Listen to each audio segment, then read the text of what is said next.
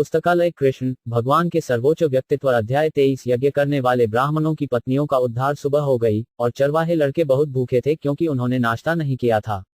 वे तुरंत कृष्ण और बलराम के पास पहुंचे और कहा, प्रिय कृष्ण और बलराम, तुम दोनों सर्वशक्तिमान हो, आप बहुत से राक्षसों को मार सकते हैं, लेकिन आज हम भूख से बहुत पीड़ित हैं और यह हमें परेशान कर रहा है। कृपया कुछ ऐसी व्यवस्था करें जो हमारी भूख को कम करे। उनके मित्रों द्वारा इस प्रकार अनुरोध करने पर भगवान कृष्ण और बलराम ने यज्ञ करने वाली ब्राह्मणों की कुछ पत्नियों पर दया दिखाने की व्यवस्था की। ये पत्नियां भगवान की महान भक्त थीं और कृष्ण ने उन्हें आशीर्वाद देने के लिए इस अवसर का लाभ उठाया। उन्होंने कहा, मेरे प्यारे दोस्तों, कृपया पास के ब्राह्मणों के घर जाओ। वे अब अगिरसा नामक वैदिक यज्ञ करने में लगे हुए हैं क्योंकि वे स्वर्गीय ग्रहों की ओर बढ़ना चाहते हैं। आप सभी कृपया उनके पास जाएं। तब भगवान कृष्ण ने अपने दोस्तों को चेतावनी दी, ये ब्राह्मण वैष्णव नहीं हैं। वे हमारे नाम कृष्ण और बलराम का जप भी नहीं कर सकते। वे वैदिक मंत्रों के जाप में बहुत व्यस्त हैं। हालांकि वैदिक ज्ञान का उद्देश्य मुझे खोजना है, लेकिन क्योंकि वे कृष्ण और बलराम के नामों से आकर्षित नहीं होते हैं, तो बेहतर होगा कि आप उनसे मेरे नाम पर कुछ भी न मांगें। बेहतर होगा कि बलराम के नाम पर कुछ दान मांगो। आमतौर पर उच्च श्रेणी के ब्राह्मणों को दान दिया जाता है, लेकिन कृष्ण और बलराम एक ब्राह्मण परिवार में प्रकट नहीं हुए। बलराम को वासुदेव, एक क्षत्रिय के पुत्र के रूप में जाना जाता था, और कृष्ण को वृंदावन में नंद महाराज के पुत्र के रूप में जाना जाता था, जो एक वैश्य थे, न तो ब्राह्मण समुदाय से थे।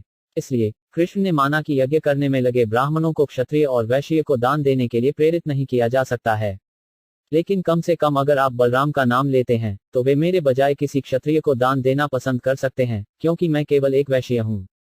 इस प्रकार भगवान के परम व्यक्तित्व के आदेश से सभी लड़के ब्राह्मणों के पास गए और कुछ दान मांगने लगे।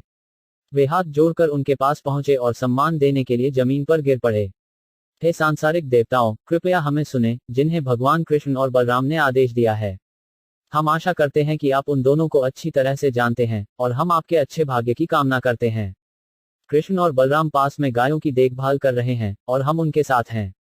हम आपसे कुछ खाना मांगने आए हैं। आप सभी ब्राह्मण और धार्मिक सिद्धांतों के ज्ञाता हैं, और अगर आपको लगता है कि आपको हमें दान देना चाहिए तो हमें कुछ भोजन दें और हम सभी कृष्ण और बलराम के साथ भोजन करेंगे। आप मानव समाज के सबसे सम्मानित ब्राह्मण हैं और आपसे धार्मिक प्रक्रिया के सभी सिद्धांतों को जानने की अपेक्षा की जाती है।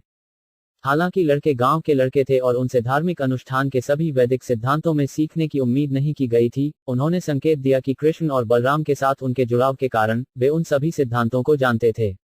ब्राह्मणों को सभी धार्मिक सिद्धांतों के ज्ञाता के रूप में संबोधित करते हुए लड़कों ने यह दृष्टिकोण व्यक्त किया कि जब भगवान कृष्ण और बलराम के सर्वोच्च व्यक्तित्व भोजन मांग रहे थे, ब्राह्मणों को बिना किसी हिचकिचाहट के तुरंत कुछ देना चाहिए, क्योंकि जैसा कि कहा गया है भगवद गीता, केवल विष्णु की संतुष्टि के लिए यज्ञ बलिदान करना चाहिए। लड़कों ने जारी रखा, भगवान विष्णु कृष्ण और बलराम के रूप में प्रतीक्षा कर रहे हैं और जो कुछ भी आपके स्टॉक में है उसे तुरंत वितरित करना चाहिए। उन्होंने ब्राह्मणों को यह भी समझाया कि भोजन कब ग्रहण करना है और कब ग्रहण नहीं करना है। आमतौर पर वैष्णव या भगवान के शुद्ध भक्त साधारण यज्ञों में भाग नहीं लेते हैं, लेकिन वे दीक्षा, पाशु संस्था और सौत्रमणि नामक समारोहों को अच्छी तरह से जानते हैं। दीक्षा की प्रक्रिया के बाद और पशु बलि समारोह और सौत्रमणि या समारोह जिसमें शराब भी दी जाती है से पहले भोजन करने की अनुमति है। लड़कों ने कहा, हम आपके समारोह के वर्तमान चरण में आपका भोजन ले सकते हैं, क्योंकि अभी यह प्रतिबंधित नहीं होगा, तो आप हमें खाना पहुंचा सकते हैं। यद्यपि भगवान कृष्ण और बलराम के साथ ही साधारण चरवाहे लड़के थे, वे यज्ञ के वैदिक अनुष्ठानों में लगे उच्च श्रेणी के ब्राह्मणों को भी हुक्म देने की स्थिति में थे। लेकिन स्मार्ट ब्राह्मण, जो केवल बलिदानी थे, भगवान के दिव्य भक्तों के आदेश को नहीं समझ सके। वे परम भगवान कृष्ण और बलराम की भीख की सराहना भी नहीं कर सके। यद्यपि उन्होंने कृष्ण और बलराम की ओर से सभी तर्क सुने, उन्होंने उनकी परवाह नहीं की और उन्होंने लड़कों से बात करने से इनकार कर दिया। वैदिक यज्ञ कर्मकांडों के ज्ञान में अत्यधिक उच्च होने के बावजूद ऐसे सभी अभक्त ब्राह्मण, हालांकि वे खुद को बहुत ऊंचा समझते हैं, अज्ञानी, मूर्ख व्यक्ति हैं। उनकी सभी गतिविधियां बचकानी हैं क्योंकि वे वेदों के उद्देश्य को नहीं जानते हैं। जैसा कि भगवद गीता में बताया गया है, कृष्ण को समझना।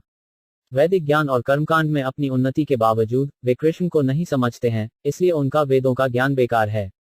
इसलिए भगवान चैतन्य ने अपनी बहुमूल्य राय दी कि हालांकि एक व्यक्ति ब्राह्मण परिवार में पैदा नहीं हो सकता है, अगर वह कृष्ण या कृष्ण भावनामृत के विज्ञान को जानता है तो वह एक ब्राह्मण से अधिक है और वह एक आध्यात्मिक गुरु बनने के लिए काफी उपयुक्त है। बलिदान के प्रदर्शन में देखे जाने वाले विभिन्न विवरण हैं।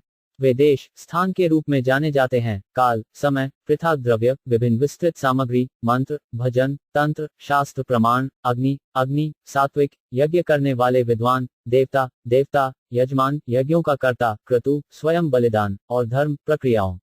ये सब कृष्ण को संतुष्ट करने के लिए हैं। भगवत गीता में यह पुष्टि की गई है कि वे सभी बलिदानों के वास्तविक भोक्ता हैं, क्योंकि वे भौतिक इंद्रियों की अवधारणा या अटकलों से परे सीधे तौर पर भगवान और सर्वोच्च परम सत्य हैं। वह एक सामान्य मानव बालक की तरह ही उपस्थित हैं, लेकिन जो लोग शरीर के साथ अपनी पहचान बनाते हैं, उनके लिए उन्हें समझना बहुत मुश्किल है। ब्राह्मण भौतिक शरीर के आराम में और स्वर्गवास नामक उच्च ग्रह निवासों में उन्नयन में बहुत रुचि रखते थे। इसलिए वे पूरी तरह से कृष्ण की स्थिति को समझने में असमर्थ थे। जब लड़कों ने देखा कि ब्राह्मण उन्हें साधारण हाँ या ना में भी उत्तर नहीं देंगे, तो वे बहुत निराश हुए। वे फिर भगवान कृष्ण और बलराम के पास लौट आए और जो कुछ हुआ था उसे समझाया। उनके कथनों को सुनने के बाद परमपिता परमेश्वर मुस्कुराए। उन्होंने उनसे कहा कि उन्हें ब्राह्मणों द्वारा मना किए जाने के लिए खेद नहीं करना चाहिए, क्योंकि यह भीख मांगने का तरीका है। उसने उन्हें विश्वास दिलाया कि जो भीख मांगने या इकट्ठा करने में लगा है, उसे यह नहीं सोचना चाहिए कि वह हर जगह सफल होगा। वह कुछ स्थानों पर असफल हो सकता है, लेकिन यह निराशा का कारण नहीं होना चाहिए। तब भगवान कृष्ण ने सभी लड़कों को फिर से जाने के लिए कहा, लेकिन इस बार उन ब्राह्मणों की पत्नियों के पास जो यज्ञ में लगी थीं। उसने उन्हें यह भी बताया कि ये पत्नियां महान भक्त थीं। वे हमेशा हमारे बारे में सोचने में लीन रहते हैं। वहां जाओ और मेरे नाम और बलराम के नाम से कुछ भोजन मांगो, और मुझे यकीन है कि वे तुम्हें उतना ही भोजन देंगे जितना तुम चाहते हो। कृष्ण के आदेश का पालन करते हुए लड़के तुरंत ब्राह्मणों की पत्नियों के पास गए। उन्होंने पत्नियों को ब्राह्मणों के घर के अंदर बैठे पाया। इन्हें गहनों से बहुत ही सुंदर ढंग से सजाया गया था।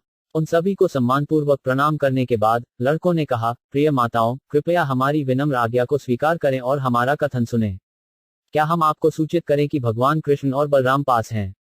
वे यहाँ गायों के साथ आए हैं, और आप यह भी जानते होंगे कि हम उनके निर्देश पर यहाँ आए हैं। हम सब बहुत भूखे हैं, इसलिए हम आपके पास कुछ खाने के लिए आए हैं। कृपया हमें कृष्ण, बलराम और स्वयं के लिए खाने के लिए कुछ दें। यह सुनते ही ब्राह्मणों की पत्नियां कृष्ण और बलराम के लिए चिंतित हो गईं।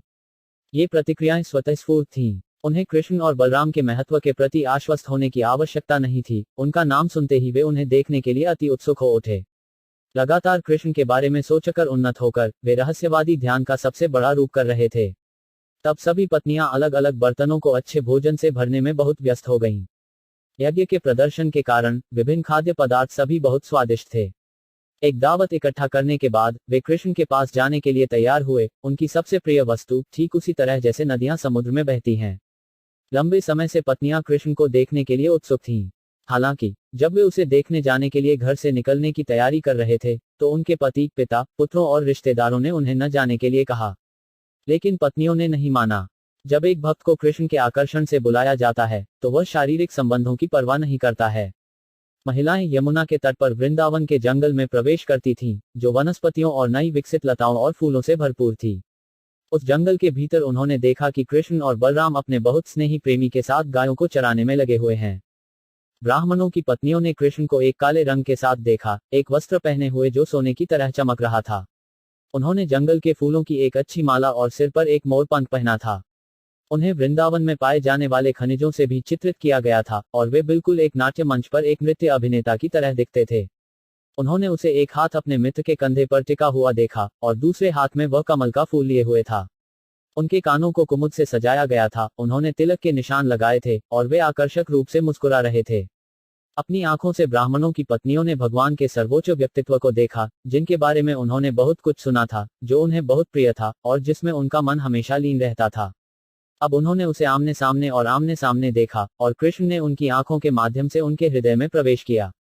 अपने भीतर वे कृष्ण को अपने दिल की सामग्री में गले लगाने लगे, और अलगाव का संकट तुरंत कम हो गया। वे महान संतों की तरह थे, जो ज्ञान की प्रगति से सर्वोच्च के अस्तित्व में विलीन हो जाते हैं। हर किसी के दिल में रहने वाले परमात्मा के रूप में भगवान कृष्ण उनके मन को समझ सकते थे। वे अपने रिश्तेदारों, पिता, पति और भाइयों के तमाम विरोधों और घरेलू मामलों के सभी कर्तव्यों के बावजूद उनके पास आए थे। वे सिर्फ उसे देखने आए थे, जो उनका जीवन और आत्मा था। वे भगवत गीता में कृष्ण के निर्देश का ठीक से पालन कर रहे थे। व्यक्ति को सभी प्रकार के व्यावसायिक और धार्मिक कर्तव्यों को त्याग कर उनके प्रति समर्पण करना चाहिए। इसलिए वह उनसे बात करने लगा, बहुत ही शानदार ढंग से मुस्कुराया। इस संबंध में यह ध्यान दिया जाना चाहिए कि जब कृष्ण ने पत्नियों के दिलों में प्रवेश किया और जब उन्होंने उन्हें गले लगाया और उनके साथ विलय होने का दिव्य आनंद महसूस किया, तो सर्वोच्च भगवान कृष्ण ने अपनी पहचान नहीं खोई, न ही व्यक्तिगत पत्नियों ने अपनी पहचान खोई। भगवान और पत्नियों दोनों का व्यक्तित्व बना रहा, फिर भी उन्होंने अस्तित्व में एकता महसूस की। जब एक प्रेमी अपने प्रेमी को बिना किसी व्यक्तिगत विचार के प्रस्तुत करता है, तो उसे एकता कहा जाता है। भगवान चैतन्य ने हमें अपने शिक्षक में एकता की यह भावना सिखाई है। कृष्ण स्वतंत्र रूप से कार्य कर सकते हैं, वे जो चाहें कर सकते हैं, लेकिन भक्त को हमेशा एकता में या अपनी इच्छाओं के अनुरूप होना चाहिए। वह एकता ब्राह्मणों की पत्नियों द्वारा कृष्ण के प्रति उनके प्रेम में प्रदर्शित की गई थी। कृष्ण ने निम्नलिखित शब्दों के साथ उनका स्वागत किया, ब्राह्मणों की मेरी प्रिय पत्नियां, आप सभी बहुत भाग्यशाली हैं और यहाँ आपका स्वागत है। कृपया मुझे बताएं कि मैं आपके लिए क्या कर सकता हूँ। रिश्तेदारों, पिताओं, भाइयों और पतियों के सभी प्रतिबंधों और बाधाओं की उपेक्षा करते हुए मुझे देखने के लिए आपका यहाँ आना पूरी तरह से उचित है। जो ऐसा करता है वह वास्तव में अपने स्वार्थ को जानता है, क्योंकि बिना किसी उद्देश्य या प्रतिबंध के मेरी दिव्य प्रेममयी सेवा करना वास्तव में जीवों के लिए शुभ है। भगवान कृष्ण यहाँ पुष्टि करते हैं कि बद्ध आत्मा उनके समर्पण से उच्चतम पूर्णता तक पहुंच सकती है। अन्य सभी जिम्मेदारियों को त्याग देना चाहिए। भगवान के प्रति यह पूर्ण समर्पण बद्ध आत्मा के लिए सबसे शुभ मार्ग है, क्योंकि सर्वोच्च भगवान प्रेम का सर्वोच्च उद्देश्य है। हर कोई अपने ज्ञान की उन्नति के अनुसार अपने आप को प्यार कर रहा है। अंततः जब एक व्यक्ति को यह समझ में आता है कि उसकी आत्मा आत्मा है और वह आत्मा कुछ और नहीं बल्कि परम भगवान का अंश है, तो वह परम भगवान को प्रेम के अंतिम लक्ष्य के रूप में पहचानता है और फिर उनकी शरण में जाता है। यह समर्पण बद्ध आत्मा के लिए शुभ माना जाता है। हमारा जीवन, संपत्ति, घर, पत्नी, बच्चे, घर, देश, समाज और सभी सामग्री जो हमें बहुत प्रिय हैं, भगवान के सर्वोच्च व्यक्तित्व के विस्तार हैं।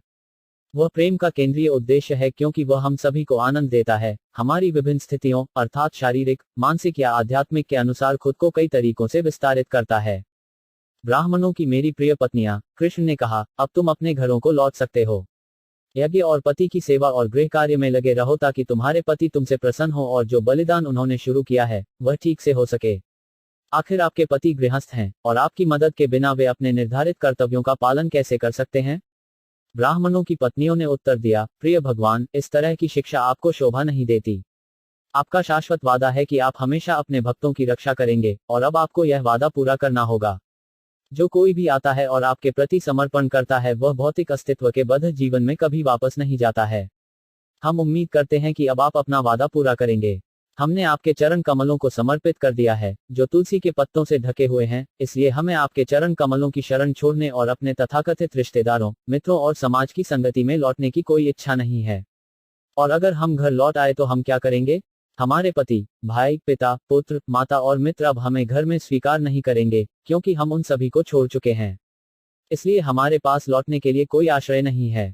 इसलिए कृपया हमें घर लौटने के लिए न कहें, बल्कि हमारे चरण कमलों के नीचे रहने की व्यवस्था करें ताकि हम आपकी सुरक्षा में हमेशा के लिए रह सकें। परम पुरुषोत्तम भगवान ने उत्तर दिया, ब्राह्मणों की मेरी प्रिय पत्नियों, निश्चिंत रहें कि आपके पति आपकी वापसी पर आपकी उपेक्षा नहीं करेंगे, न ही आपके भाई, पुत्र या पिता आपको स्वीकार करने से मना करेंगे। क्योंकि आप मेरे शुद्ध भक्त हैं, केवल आपके रिश्तेदार ही नहीं बल्कि सामान्य लोग भी, साथ ही देवता भी आपसे संतुष्ट होंगे। कृष्ण सभी के हृदय में परमात्मा के रूप में स्थित हैं। तो जो कोई भगवान कृष्ण का शुद्ध भक्त बन जाता है वह तुरंत सभी को भाता है। भगवान कृष्ण का शुद्ध भक्त कभी किसी का शत्रु नहीं होता, न ही कोई समझदार व्यक्ति शुद्ध भक्त का शत्रु हो सकता है। कृष्ण ने आगे कहा, मेरे लिए दिव्य प्रेम शारीरिक संबंध पर निर्भर नहीं करता है, लेकिन जिसका मन हमेशा मुझ में लीन रहता है वह निश्चित रूप से बहुत जल्द मेरी शाश्वत संगति के लिए मेरे पास आएगा। भगवान के परम व्यक्तित्व के निर्देश के बाद सभी पत्नियां अपने अपने पतियों के पास घर लौट आईं। अपनी पत्नियों को घर वापस देखकर प्रसन्न होकर ब्राह्मण उनके साथ बैठ गए और शास्त्रों में वर्णित यज्ञों के प्रदर्शन को अंजाम दिया। वैदिक सिद्धांत के अनुसार धार्मिक अनुष्ठान पति और पत्नी द्वारा एक साथ किए जाने चाहिए। जब ब्राह्मणों की पत्नियां लौटी तो यज्ञ विधिवत और अच्छी तरह से संपन्न हुआ। हालांकि ब्राह्मणों की पत्नियों में से एक, जिन्हें जबरन कृष्ण के पास जाने से रोक दिया गया था, जैसे ही उन्होंने उनकी शारीरिक विशेषताओं के बारे में सुना, उन्हें याद करना शुरू कर दिया। उनके विचार में पूरी तरह से लीन होकर उन्होंने प्रकृति के नियमों के अनुसार अपने भौतिक शरीर को त्याग दिया। ब्राह्मणों की पत्नियों के जाने के बाद श्री गोविंद और उनके चरवाहों ने उनके द्वारा दिए गए भोजन का आनंद लिया। इस प्रकार भगवान के सदा आनंदित व्यक्तित्व ने सामान्य लोगों को कृष्ण भावनामृत की ओर आकर्षित करने के लिए एक सामान्य मनुष्य के वेश में अपनी दिव्य लीलाओं का प्रदर्शन किया। अपने शब्दों और सुंदरता से उन्होंने वृंदावन में सभी गायों, चरवाहों और लड़कियों को आकर्षित किया।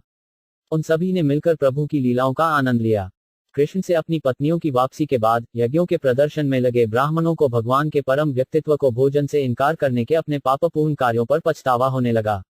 वे अंततः अपनी गलती समझ सके, वैदिक अनुष्ठानों के प्रदर्शन में लगे हुए उन्होंने भगवान के सर्वोच्च व्यक्तित्व की उपेक्षा की थी, जो एक सामान्य इंसान की तरह प्रकट हुए थे और कुछ भोजन मांगा था। वे अपनी पत्नियों की आस्था और भक्ति को देखकर स्वयं की निंदा करने लगे।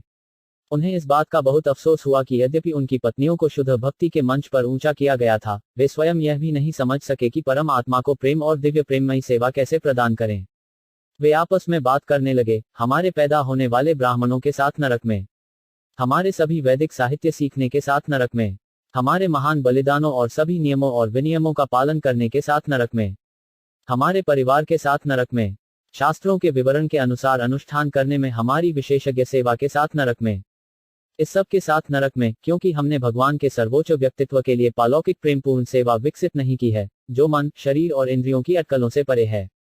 वैदिक कर्मकांडों के विशेषज्ञ विद्वान ब्राह्मणों को उचित रूप से खेद था, क्योंकि यदि कोई कृष्ण भावनामृत विकसित नहीं करता है, तो सभी धार्मिक कर्तव्यों का निर्वहन केवल समय और ऊर्जा की बर्बादी है। वे आपस में बात करते रहे, कृष्ण की बाहरी ऊर्जा इतनी प्रबल है कि यह सबसे बड़े रहस्यवादी योगी पर भी विजय पाने का भ्रम पैदा कर सकती है। यद्यपि हम विशेषज्ञ ब्राह्मणों को मानव समाज के अन्य सभी वर्गों के शिक्षक माना जाता है, फिर भी हम बाहरी ऊर्जा से भ्रमित हो गए हैं। देखिए कितनी खुशनसीब होती हैं ये महिलाएं। उन्होंने अपना जीवन भगवान कृष्ण को इतना समर्पित कर दिया है कि उन्होंने आसानी से वह कर लिया जो आमतौर पर इतना कठिन होता है। उन्होंने अपने पारिवारिक संबंध छोड़ दिए, जो भौतिक दुखों की निरंतरता के लिए एक अंधेरे कुएं की तरह हैं। सामान्य तौर पर महिलाएं, दिल की बहुत सरल होने के कारण, बहुत आसानी से कृष्ण भावनामृत को अपना सकती हैं, और जब वे कृष्ण के प्रति प्रेम विकसित करती हैं, तो वे आसानी से माया के चंगुल से मुक्ति पा सकती हैं, जो तथाकथित बुद्धिमान और विद्वान पुरुषों के लिए भी बहुत मुश्किल है।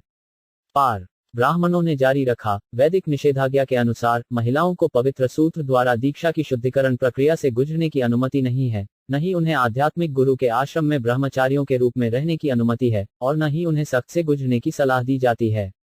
अनुशासनात्मक प्रक्रियाएं, न ही वे आत्म साक्षात्कार के दर्शन पर चर्चा करने में बहुत विशेषज्ञ हैं, और स्वभाव से वे बहुत शुद्ध नहीं होते हैं, और न ही वे शुभ कार्यों से बहुत अधिक जुड़े होते हैं। इसलिए यह कितना अद्भुत है कि इन महिलाओं ने सभी रहस्यवादी योगियों के भगवान कृष्ण के लिए दिव्य प्रेम विकसित किया है। वे कृष्ण के प्रति दृढ़ विश्वास और भक्ति में हम सभी से आगे निकल गए हैं।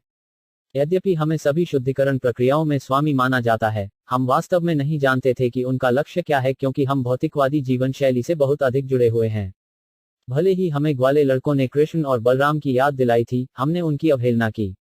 अब हम सोचते हैं कि भगवान ने अपने मित्रों को हमसे भोजन मांगने के लिए भेजकर केवल हम पर दया की चाल चली है, अन्यथा उसे उन्हें भेजने की कोई आवश्यकता नहीं थी। ऐसा करने की इच्छा से ही वह उनकी भूख को वहीं से संतुष्ट कर सकता था। अगर कोई कृष्ण की आत्मनिर्भरता से इनकार करता है कि वह अपनी आजीविका के लिए गायों की देखभाल कर रहा था, या अगर किसी को संदेह है कि उसे भोजन की आवश्यकता नहीं है, यह सोचकर कि वह वास्तव में भूखा था, तो ऐसे व्यक्ति को समझना चाहिए कि देवी भाग्य के हमेशा उनकी सेवा में लगे रहते हैं। इस प्रकार देवी अपनी व्याकुलता की दोषपूर्ण आदत को तोड़ सकती हैं। ब्रह्म संहिता जैसे वैदिक साहित्य में यह कहा गया है कि कृष्ण को उनके निवास में न केवल भाग्य की एक देवी बल्कि कई हजारों द्वारा बहुत सम्मान के साथ परोसा जाता है। इसलिए किसी के लिए यह सोचना केवल भ्रम है कि कृष्ण ने ब्राह्मणों से भोजन की भीख मांगी थी। यह वास्तव में उन्हें यह सिखाकर दया दिखाने की एक चाल थी कि वे उन्हें कर्मकांडों में शामिल होने के बजाय शुद्ध भक्ति सेवा में स्वीकार करें। वैदिक औपचारिक सामग्री, उपयुक्त स्थान, उपयुक्त समय, कर्मकांडों को करने के लिए विभिन्न प्रकार के लेख, वैदिक भजन, यज्ञ की प्रक्रिया, यज्ञ करने में सक्षम पुजारी, अग्नि, देवता, यज्ञ करने वाले और धार्मिक सिद्धांत सभी कृष्ण को समझने के लिए हैं, क्योंकि कृष्ण भगवान के सर्वोच्च व्यक्तित्व हैं। वो सर्वोच्च भगवान विष्णु और सभी रहस्यवादी योगियों के भगवान हैं। ब्राह्मणों ने कहा, चूंकि वे यदु वंश में एक बच्चे के रूप में प्रकट हुए हैं, हम इतने मूर्ख थे कि हम समझ नहीं पाए कि वे भगवान के सर्वोच्च व्यक्तित्व हैं। लेकिन दूसरी ओर हमें बहुत गर्व है, क्योंकि हमारे पास ऐसी श्रेष्ठ पत्नियां हैं जिन्होंने हमारे कठोर विरोध से बेदखल हुए बिना भगवान की शुद्ध दिव्य सेवा विकसित की है। इसलिए आइए हम भगवान कृष्ण के चरण कमलों को सम्मानपूर्वक प्रणाम करें, जिनकी माया नामक माया के तहत हम सकारात्मक गतिविधियों में लीन हैं। इसलिए हम प्रभु से प्रार्थना करते हैं कि वह हमें क्षमा करने के लिए पर्याप्त कृपा करें, क्योंकि हम केवल उनकी बाहरी ऊर्जा से मोहित हो जाते हैं।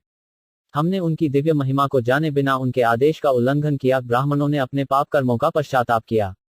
वे व्यक्तिगत रूप से उन्हें प्रणाम करने के लिए जाना चाहते थे, लेकिन कंस के डर से वे कृष्ण के पास नहीं जा सके और उन्हें आत्मसमर्पण नहीं कर सके। दूसरे शब्दों में, भक्ति सेवा से शुद्ध हुए बिना किसी व्यक्ति के लिए पूरी तरह से भगवान के व्यक्तित्व के प्रति समर्पण करना बहुत कठिन है। विद्वान ब्राह्मणों और उनकी पत्नियों का उदाहरण ज्वलंत है। ब्राह्मणों की पत्नियां, क्योंकि वे शुद्ध भक्ति सेवा से प्रेरित थीं, किसी भी प्रकार के विरोध की परवाह नहीं करती थीं। वे तुरंत कृष्ण के पास गए। लेकिन ब्राह्मण, हालांकि वे भगवान की सर्वोच्चता को जान चुके थे और पश्चाताप कर रहे थे, फिर भी वे राजा कंस से डरते थे क्योंकि वे बहुत अधिक फलदायी गतिविधियों के आदी थे। इस प्रकार कृष्ण के 23वें अध्याय का भक्ति वेदांत का अर्थ समाप्त होता है, बलिदान करने वाले ब्राह्मणों की पत्नियों का उद्धार करना।